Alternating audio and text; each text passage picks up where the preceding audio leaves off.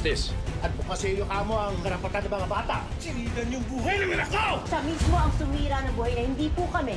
Habang galit na sinaad ni Jaime kay Rafael na kung alam lang niya na gagawin na ni Eleazar ang mga bagay na yun, ay hindi na niya hinayaan pa ang mga council na sila na ang mamili kung sinong tatakbong presidente, na siya na lang sana ang nag-decide at nagkamali ang council dahil hindi dapat si Eleazar ang pinili nilang tumakbo sa pagkapangulo kundi si Rafael. Giniit naman ni Rafael na si Eleazar na ang nakapwesto, na wag nilang kakalimutan nakakampi nila ang council at nakuha nila yung suporta nila sa kaso ng Pratt.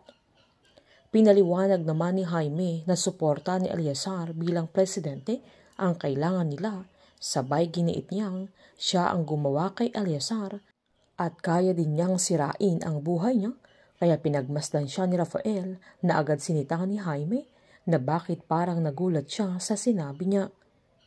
Giniit ni Rafael na tito niya ang pinag-uusapan na mismong kapatid niya, pero galit na sinaad ni Jaime na half-brother lang niya, na ngayon kine-question niya ang tungkol sa kaso ni Moises, samantalang ginagawa nila ang lahat para pagtakpan ang katotohanan para sa pamilya nila. Sabay tinanong ni Jaime kung hahayaan na lang ba nila si Eleazar na sirain niya ang mga pinaghirapan nila.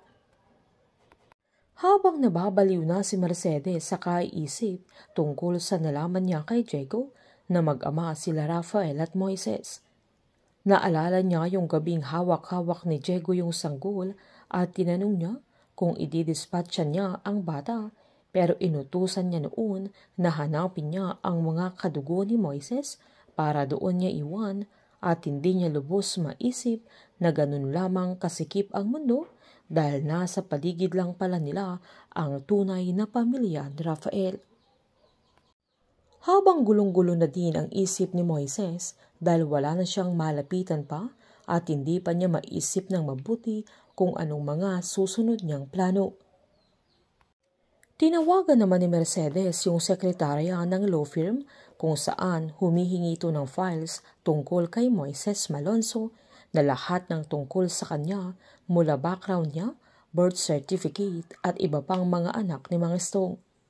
Humingi naman ng pasensya yung secretary at pinaliwanag niyang confidential lahat ng information tungkol kay Moises, na kailangan muna niyang ipaalam kay Divine na saktong nadinig niya ito, kaya tinanong niya kung sino ang kausap niya, at nang malaman niyang si Mercedes ay agad niyang kinuha yung telepono.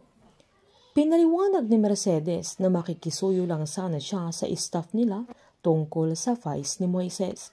Giniit ni Divine na alam niyang concern si Mercedes sa kaso ng anak niya, sabay sinad niyang nahalata niyang interesado na si Mercedes tungkol kay Moises at kay Justine, sabay pinaalalahanin niyang hindi nila pinapabayaan si Justine at ginagawa nila ang lahat, sabay nangako siyang sila na ang bahala dahil baka mas ikakalala sa kaso ni Justine ang mga plano ni Mercedes at lalong masisira ang anak niya, kaya sinaad niyang hayaan na niya sila sa bagay na yun.